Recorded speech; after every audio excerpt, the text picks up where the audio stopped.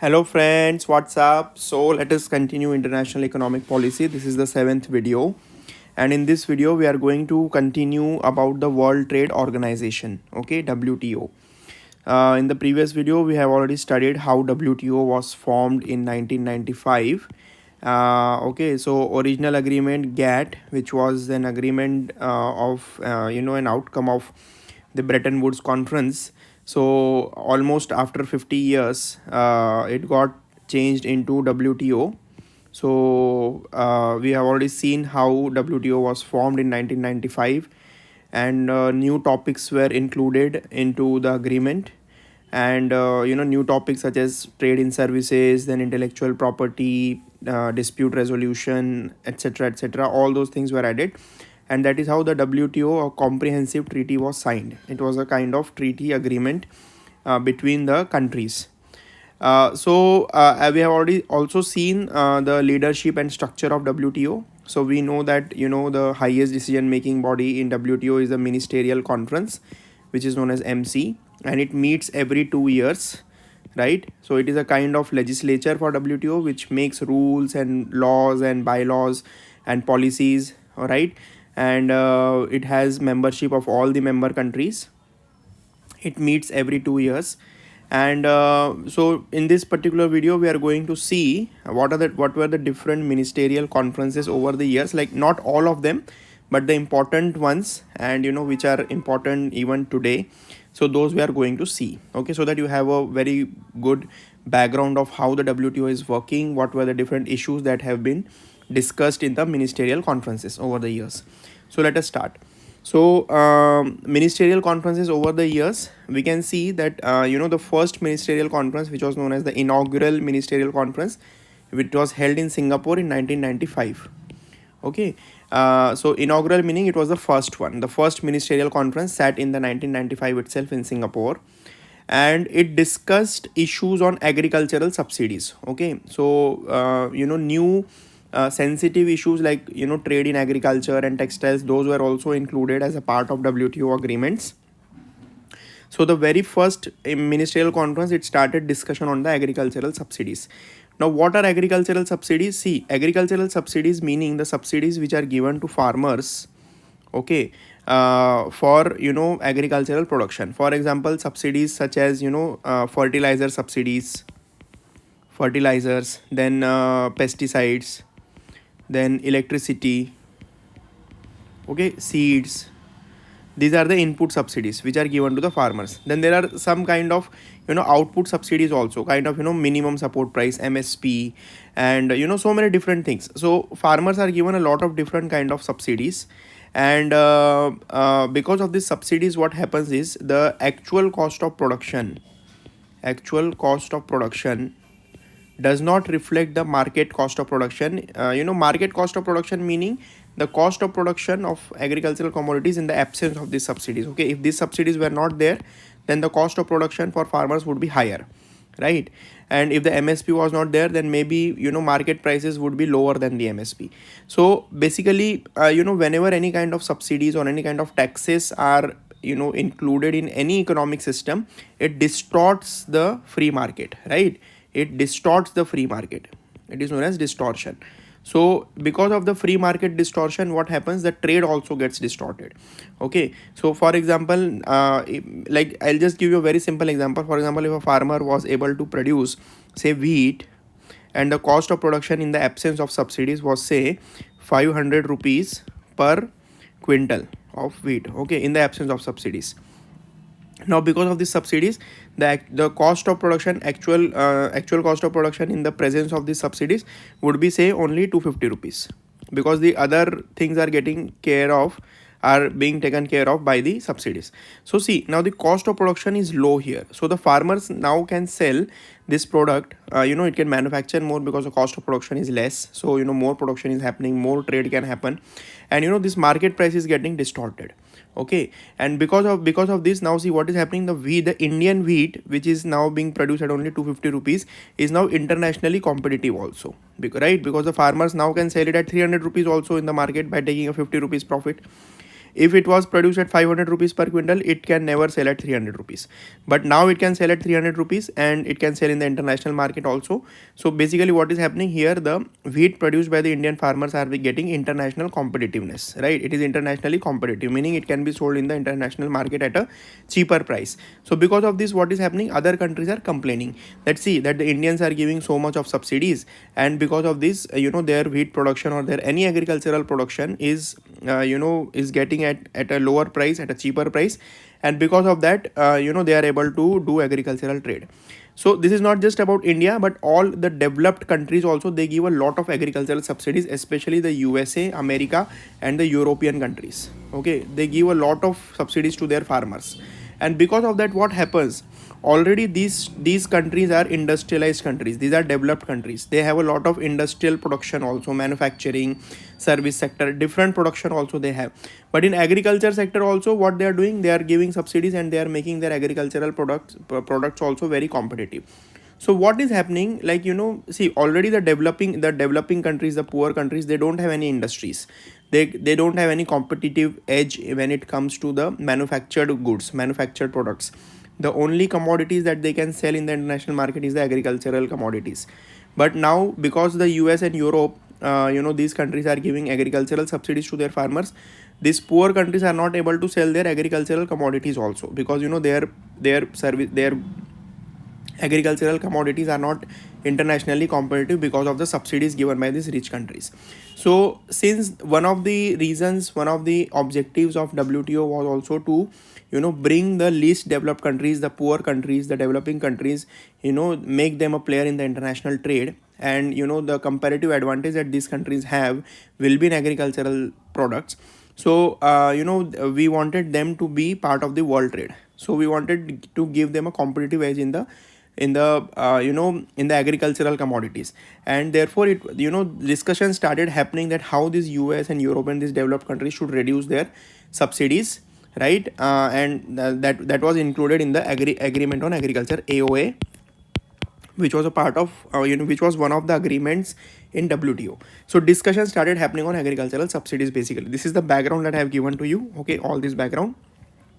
And then the developed countries, they started discussion on how the developed countries should reduce their agricultural subsidies, basically, okay, and also reduce the tariff barriers and non-tariff barriers for agricultural commodities from other countries. So there were arguments between the developing and developed countries about this, and this this issue is known as Singapore issues, because it was first started in discussion in Singapore. So that's why these are known as Singapore issues. And then in the 2003 Cancun conference also, so Cancun is a city, and right, every 2 years the ministerial conference happen.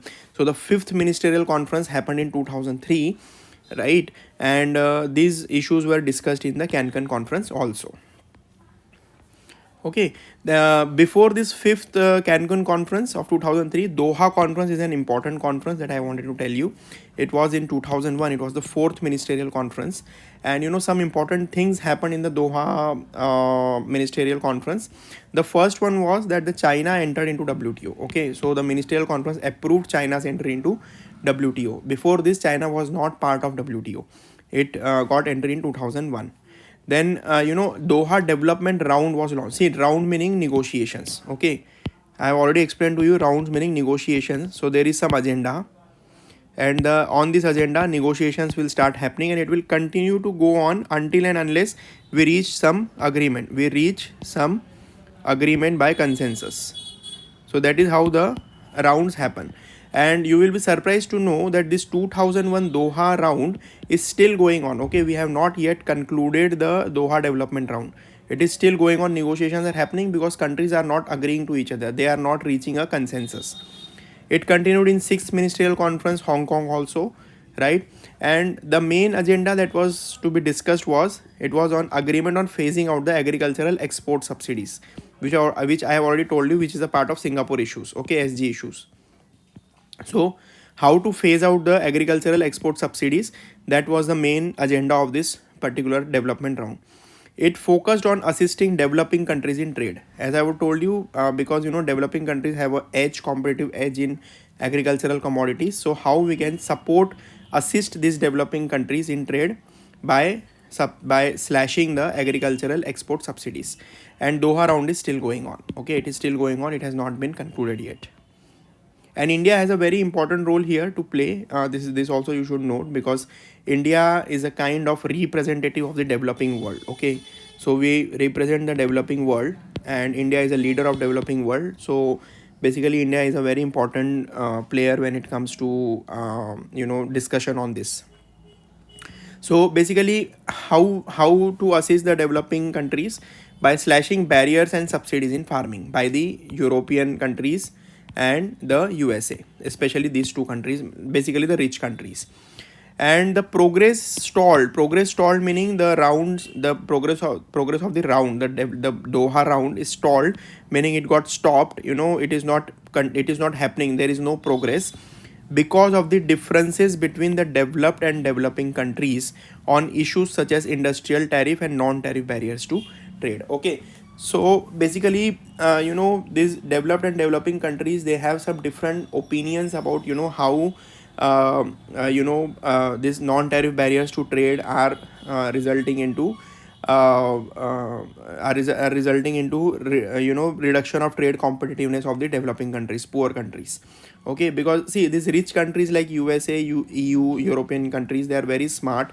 What they do is, even if they cannot impose any tariffs, they will introduce new kind of non-tariff barriers, as I told you, like any kind of sanitary and phytosanitary measures. So basically, so many different kind of measures, technical barriers to trade. So they will bring in new laws and new rules, and because of that, in one way or the other, they will try to stop exports or imports of the other countries.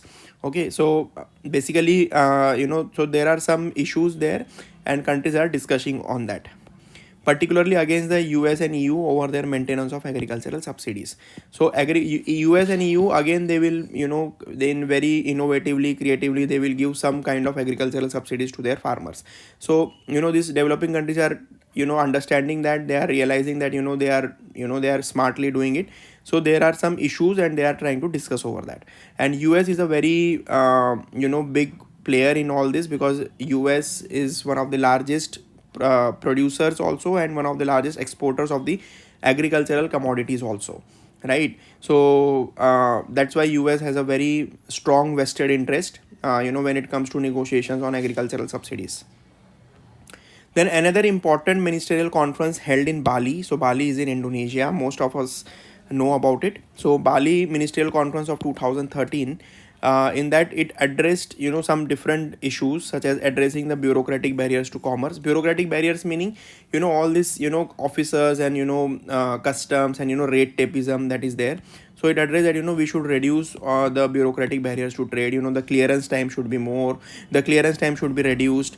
Okay, then there should not be harassment of the importers and exporters. So bureaucratic barriers to commerce should be reduced. Then LDC meaning least developed countries duty free. Okay, so imports from the least developed countries should be made duty free, they should be supported. Then quota market access, peace clause, and trade facilitation agreement. This peace clause and trade facilitation agreement, we will see, this is also related to the Doha round. Okay, Doha development round. So these two things are related to that, peace clause and trade facilitation agreement. I'll explain to you what are these two things. Before we see that, we should understand what is AOA, Agreement on Agriculture. This is one of the agreements under WTO. Okay, and it stands on 3 pillars actually. So there are 3 pillars of agreement on agriculture. One is to reduce the domestic support by the developed countries, to reduce subsidies. Then give market access to the exports of the poor countries, right? Give them market access by reducing the import duties, and reduce the export subsidies. These 3 are the 3 pillars on which the agreement of agriculture is resting. Now, what is agricultural subsidies? When we talk about agricultural subsidies, so what is the meaning of that? See, agricultural subsidies, I have told you there are different kinds of agricultural subsidies. Fertilizer, electricity, diesel, minimum support price, MSP, these are just one kind of agricultural subsidies. But there are other kind of also. For example, if a country is investing in research and development, for example, if a country is developing some kind of genetically modified seeds, So it is a investment in kind of investment in agriculture only. It is a kind of subsidy given to R&D, research and development for agriculture. But it is said that these are the subsidies which don't actually impact international trade directly. Okay, it does not impact the trade directly. So such subsidies are put into green box. So these are known as green box subsidies, meaning that there will be no limits on these kind of subsidies. A country can give as much subsidy as it wants on such kind of activities such as research and development, training, pest control, etc. So this is a green box subsidy. There is no limit on that.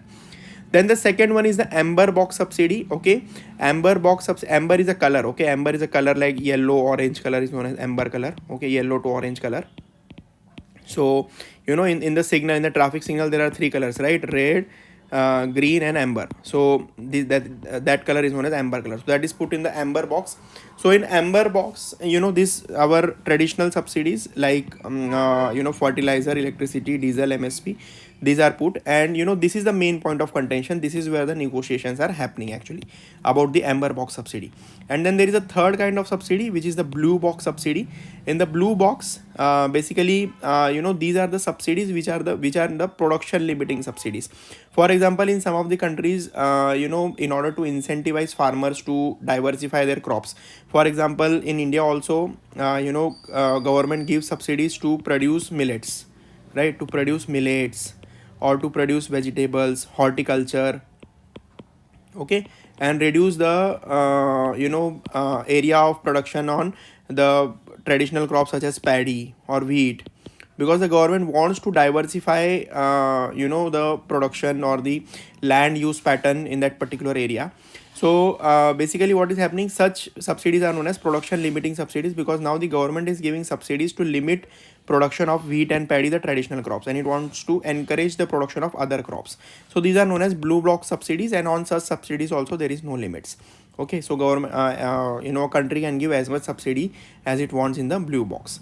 So basically what is happening now, the main point of contention, the main issue is lying here. Okay, it is lying here in the amber box.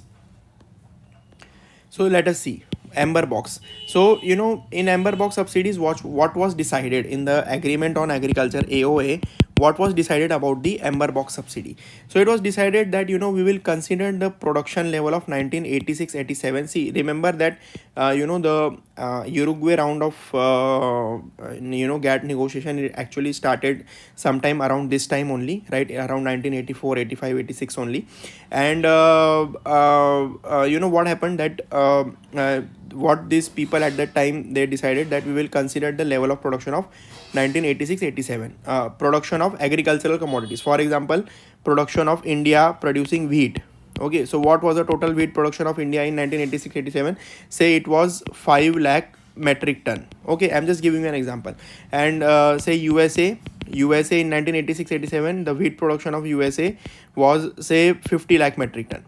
So this level of production will be considered, okay, for the amber box subsidies. And it allowed more subsidies. It allowed more subsidies for poorer countries. Example, 5% allowed for USA and 10% allowed for India. So now what it said, that okay, you can now you can I'm just giving an example, that the poorer countries can give more subsidies. For example, it can give 10% subsidy at the production level of 1986-87, and USA can give 5% subsidy only. It has to give less percentage of subsidies at the production level of 86-87. So that was decided. But India vehemently opposed it, okay, because the poor countries opposed this formula, although it was shown that see, rich countries are allowed to give less subsidies, poorer countries are allowed to give more subsidies. But it was opposed because see what happened, India's production in 1986-87 was already very low. Okay, so US's 5% is much more than India's 10% also. So although India can give 10% subsidies, but USA can give 5% subsidies, but US's 5% in the absolute term is much more than India's 10%. For example, take this example only. Okay, for example, take this example. How much will be India's 10% of 5 lakh? Okay, 5 lakh 10%, how much it is? It is 50,000, right? So on 50,000 metric ton, India can give subsidies. And how much is 5% of 50 lakhs? 50 lakh 5% is, okay, 50 lakh 5% is 2 lakh 50,000. So see, again USA can give subsidy on 2,50,000, whereas India can give only on 50,000. So 2,50,000 is much more than 50,000. So although this particular kind of policy was purported to be shown as that poorer countries are allowed to give more subsidies, but no, in absolute terms the rich countries would have been better off. The rich countries would still be benefiting from this. So that's why India was opposing it. Then inflation was unaccounted. Okay, inflation was unaccounted because the value of production of 1986-87, so there is a lot of inflation also. The prices go on rising. But if we say for example the price of wheat in 1986-87 was 1 rupee. So what would be the 1 rupee per kg? So what would be the value of 5 lakh metric ton meaning 1000 kg? So 5 lakh multiplied by 1000 kg, so this much is the kg, and this many rupees. So 5 lakh multiplied by 1000, so basically this is nothing but, I think this is about 10 crore rupees.